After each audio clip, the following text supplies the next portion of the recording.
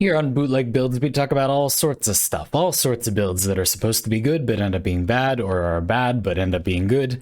And this is a build that aspires so low to such a uniquely pitiful station that I simply had to talk about it. This is the build where you use Maim with its upfront damage instead of the thing that it's actually good at, which is storing up damage and exploding outward after you deactivate it. And this damage can kill enemies that enter your radius just at only extremely very low levels. So we're going to have a bit of fun kind of min-maxing and talking about it. The sequence I'm performing, or the sort of the straightforward gimmick, is Empower, because Provoke can increase the strength of Maim, and of course the normal powerful use of Maim doesn't scale with strength. It just releases the damage that's stored. That's really powerful. That's a whole different build that I already talked about. This use of Maim is using that tiny upfront damage tick that forces Slash. The damage is really low, but because it forces Slash, it is okay upfront damage, and the radius can be quite large.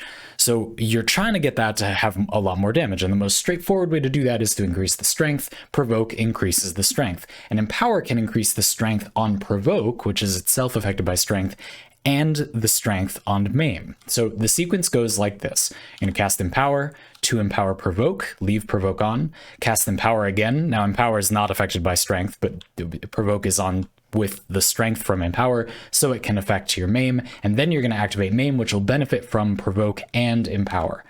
Like so, and then I suppose you might as well turn off Provoke. It only charges per power used. And then that's kind of your baseline of damage. There's potentially a bit more damage, growing power, energy conversion. You can even get a bit more from, let's say, Pax Bolt, if you would so choose. But all of this is kind of small potatoes. All of that doesn't really amount to that much more damage. Even if all of that is active, you're not killing enemies up past level 20 or so. A brief discussion about the build. Efficiency is important in the sense that you need the build to just not immediately run out of energy, but I don't know, Blind Rage is a very efficient amount of strength for the space. I would really respect, but I respectfully disagree with the decision to use something other than Overextended. You could absolutely use Augur Reach and Cunning Drift to get the most possible range without reducing your strength here, but again, increasing the strength by these little marginal bits is not actually the best way to make this do good damage. It's just the most straightforward way that you might think of doing that. And so personally, I don't mind losing a bit of strength. I wouldn't mind losing even a lot more strength, but I know this is kind of the straightforward interpretation a lot of people want to see first. No, I mean, if you really wanted to get some okay or more okay damage, you'd want to, we'll crank the enemy level up and then do a more complicated sequence. Empower, Provoke, Empower, Maim, but now we're also going to keep Provoke on and Empower Rage. This increases enemy damage taken, and now you'll see that the upfront damage tick is, well, it's significantly higher, and now the higher-ish level enemies are almost dead. The heavy gunners, which have very high base health, that's not quite adequate, but I didn't activate, for example, Pax Bolt, so that would have been a little bit more damage, and you might have been able to get there, sure. The point of this example is to illustrate that there are other ways to make the damage better. You wouldn't really want to min-max this damage by just going for a bunch of strength, which is why I think Empower is so often not the greatest choice. Usually this ability is just more damage, and that's just not that good most of the time. It's got a slow casting animation. There are other problems with this ability, but the main thing is there are just better options if you want powers that do more damage. Roar, for example, immediately comes to mind, as it does increase Warframe power damage, and it would be way more damage than just a little bit more strength. Obviously, Empower is a little bit uncommonly powerful in this case, because it can affect all three of Dayform Equinox's abilities, and all three of those abilities do theoretically increase the damage of this one ability. Sure, that's true. That being said, I do think that adding an entirely separate way to make the ability do more damage is clearly going to be superior to trying to make it do more damage the same way it already is doing more damage. I'm going to talk a little bit more about how you can make that as effective as it's going to be. So the first way is, we're in the simulacrum, so I've been doing the little sequence, the Empower, Provoke, Empower, Maim thing. I've been doing that on an energy orb generator because I want energy conversion for Provoke and for Maim. But what you would really want to do if you were in a real mission is, so I'm gonna waste a bunch of energy like this, and now the dog is going to start digging because it sees that I don't have energy. Yes, an energy energy orb. Okay, and so that's over there. Now, because you have fetch on, because you do have fetch on, right, you would suck up the energy orb immediately. What you want to do is get away from the dog a little when you see that very iconic digging animation, like so.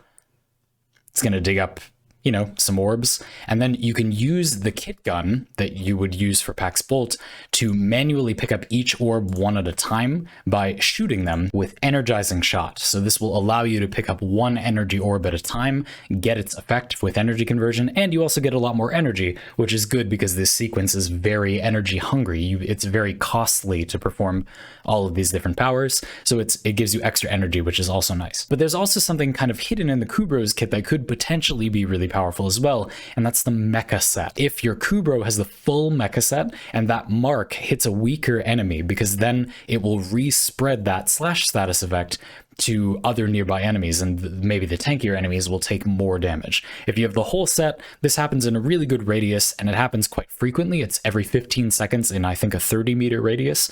The problem is that it's random. If it gets on a tankier enemy, then you're out of luck, and it's not going to do much. What are you going to do? Welcome to this particular strategy. You could, if this was something that you wanted to do, spray viral on enemies to make them take much more damage. You could use a Panzerwelpefeile, but I kind of want to keep that Kubro thing.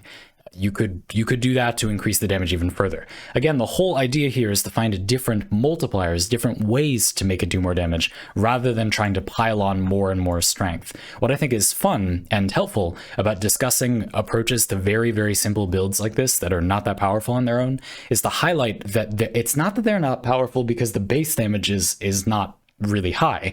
The base damage of things in Warframe universally is not very high. The reason it's not so powerful is because you're trying to make it stronger in an additive way. You're not multiplying the damage, you're just adding on more and more and getting worse and worse marginal benefits because you already have a lot of strength. Adding more strength is not that great. Fussing around with getting 25-30% more strength when you already have like 350% strength is just not efficient compared to simply making it do damage in another way. Not a whole lot to say about the fashion here. Like with the night form only build that I demonstrated in a different video, you do want to make sure your emissive color is going to put you in day form because I removed the ability to swap from this build, and you are using all the abilities. Again, getting rid of metamorphosis can be a little silly, but you are using rage, provoke, and maim, just maybe not rage quite as much depending on how you're going to play it.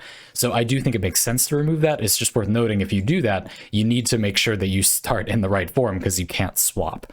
Besides that, I don't have a lot else to say. I wanted to make it look like a sort of raven or a crow. Bootleg builds is always just, I make whatever fashion I want. I think, an edgy purple Equinox fashion. Another thing I find myself constantly doing is making the fashion for day form look darker colored and night form looking lighter colored, and then when I'm doing the voiceover for these videos I always mix them up, which I don't know why I'm like this. What a nice little jaunt through power strength stacking memes, and a good opportunity to talk about how maybe Empower is not as straightforwardly good as it might seem. It's one of those options where yes, it's generally good. If you're at a loss for what to include, it's not a bad little thing to include. It's just very rarely going to be the best choice for whatever you're trying to do because of the nature of math, because you don't want to be adding to the same thing you already have. You want to be multiplying in some new way. If nothing else, let that be your takeaway. And if you want this playstyle to be good, I hope that this helped you think about how you might min-max that.